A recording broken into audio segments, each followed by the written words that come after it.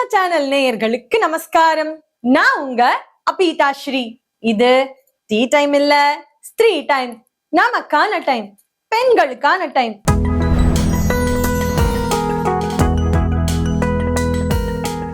இன்னைக்கு எபிசோட்ல நம்ம என்ன பார்க்க போறோம்னு சொன்னா, ரீசெண்டா என்னோட ஃப்ரெண்ட் என்கிட்ட வந்து மேரேஜ் லைஃப பிளான் பண்ணி தான் பண்ணணுமா, மேரேஜ் லைஃப்ல பிளான் பண்ணி தான் எப்போதும் நடந்துக்கணுமா, இல்ல கோ வித் த ஃப்ளோ தானா, நீ எப்படி இருக்க, உன்னோட சஜஷன் எனக்கு சொல்லு அப்படின்னு சொல்லி கேட்டிருந்தா. இத நான் உங்களோட ஸ்திரீ டைம்ல ஷேர் பண்ணணும் அப்படின்னு நினைச்சேன்.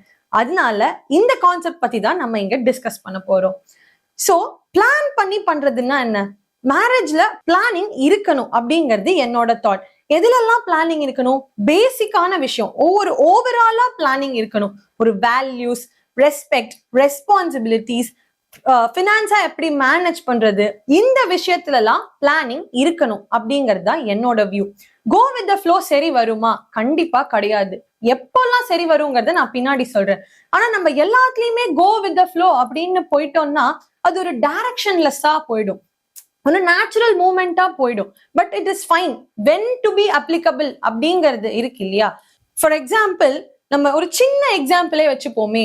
கல்யாணம் ஆயிடுத்து, நம்ம ஹஸ்பண்டோட வெளியில போகணும் அப்படின்னு சொல்லிட்டு பிளான் பண்றோம். வீக் ஃபுல்லா அவர் பிஸியா இருப்பார், வீக்கெண்ட்ல தான் பிளான் பண்ணணும். எங்கேயோ பார்க்குக்கு நம்ம ஹஸ்பண்டோட போகணும், கொஞ்சமா டைம் ஸ்பெண்ட் பண்ணணும் அப்படின்னு நினைச்சு பிளான் பண்ணி அவசரமா கிளம்பின்னு இருக்கோம்.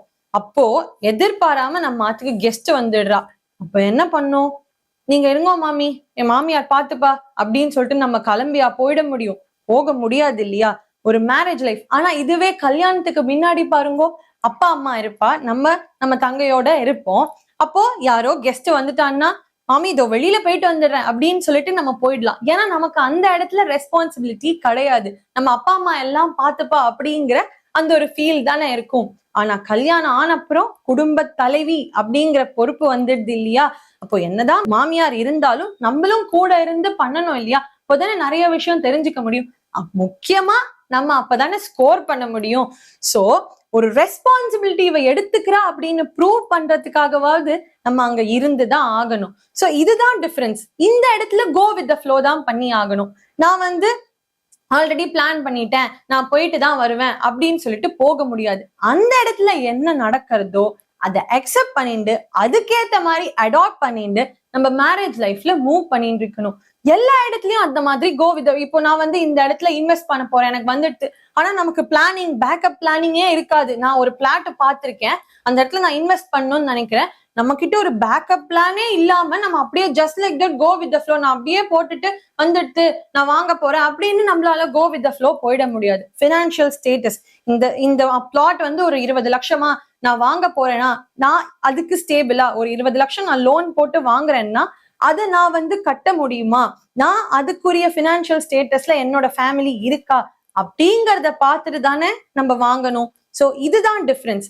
எல்லா இடத்துலயும் மேரேஜ்ல கோ வித் த ஃப்ளோ அப்படிங்கிறது ஒர்க் அவுட் ஆகாது, பிளான் பண்ணி பண்றதும் ஒர்க் அவுட் ஆகாது. சிம்பிள். ரொம்ப பிளான் பண்ணா அந்த பிளான் வந்து ரொம்ப எக்ஸ்பெக்டேஷன்ஸ் கொடுத்துடும். அந்த எக்ஸ்பெக்டேஷன்ஸ் மீட் அப் ஆகலைன்னா டிசப்பாயின்மெண்ட்ஸ் வந்துடும். அந்த டிசப்பாயின்மெண்ட்ஸ் வராம இருக்கிறதுக்காக நம்ம கோ வித் த ஃப்ளோன்ற மெத்தடையும் அப்ளை பண்ணி பார்த்துக்கணும். அவ்வளவுதான். இதுதான் ஒரு பெர்ஃபெக்ட் மேரேஜ் லைஃப்க்கு ஒரு சரியான தீர்வா இருக்கும் அப்படின்னு நான் என் ஃப்ரெண்டுக்கு சொன்னேன். அண்ட் மோஸ்ட் இம்பார்ட்டண்டா, உங்களுக்கு நீங்க கைண்டா இருங்க. அப்படி இருக்கும் போதுதான் நமக்கு என்ன ஆகும்னா, நம்மளோட கில்ட் கான்ஃபிடென்ஸா மாறும், ஃபியர் கிளாரிட்டியா மாறும், ப்ரெஷர் பர்பஸா மாறும். சோ இது எல்லாத்தையும் நம்ம ஃபாலோ பண்ணும்போது நம்ம நமக்கு மாத்திரம் இல்ல, மத்தவாளுக்கும் ஒரு இன்ஸ்பிரேஷனா இருப்போன்றதை நான் அடிச்சு சொல்றேன். சோ திரும்பியும் ஒரு நல்ல கான்செப்டோட உங்களை மீட் பண்றேன். Until then, bye from Apita Shri.